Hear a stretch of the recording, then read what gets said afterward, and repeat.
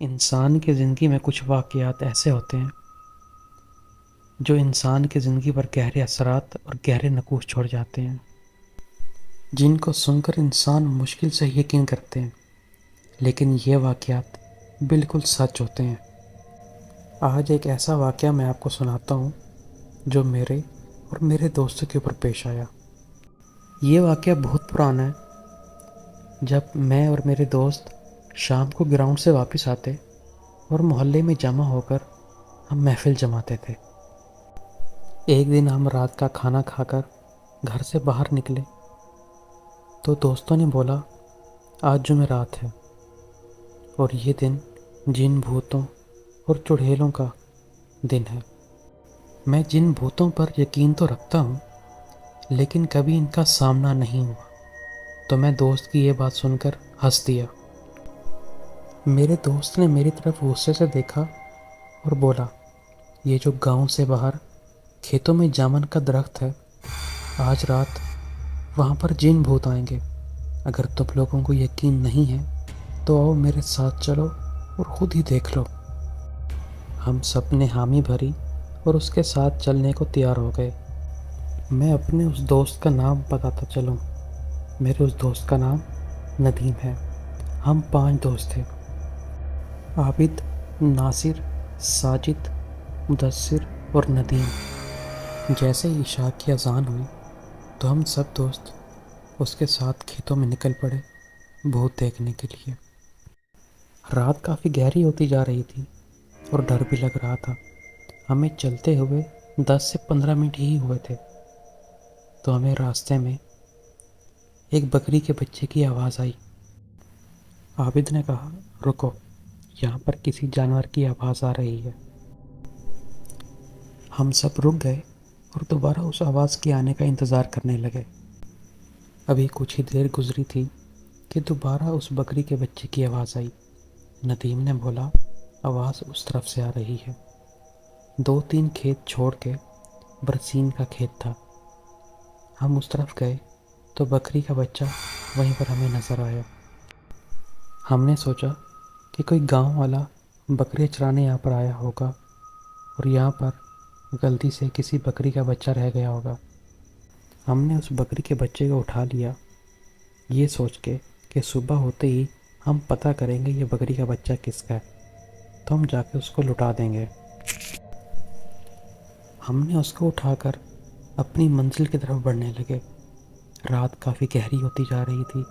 ہمارے ڈر میں مزید اضافہ ہوتا جا رہا تھا کیونکہ کھیتوں میں طرح طرح کے جانوروں کی آوازیں آ رہی تھیں۔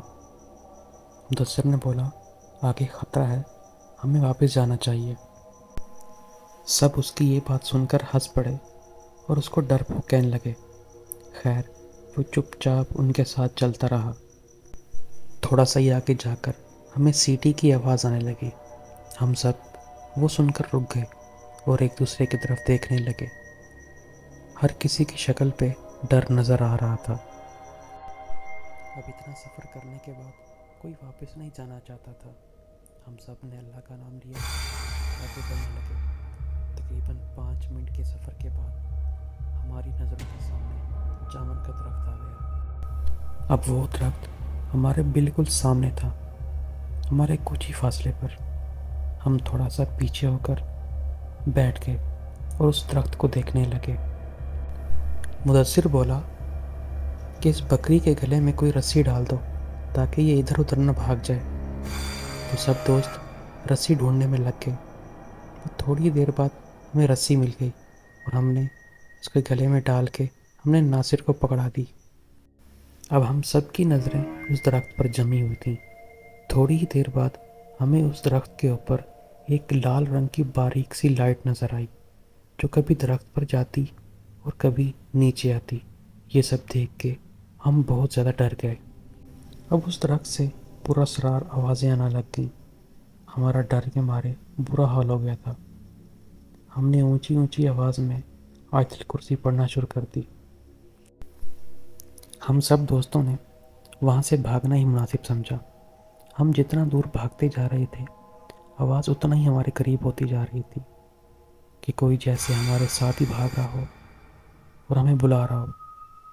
ہم بھاگتے بھاگتے اونچی اونچی آوازوں میں آیت الکرسی پڑھنے لگے اور بھاگتے رہے، اور ہم نے گاؤں جا کر سانس لیا۔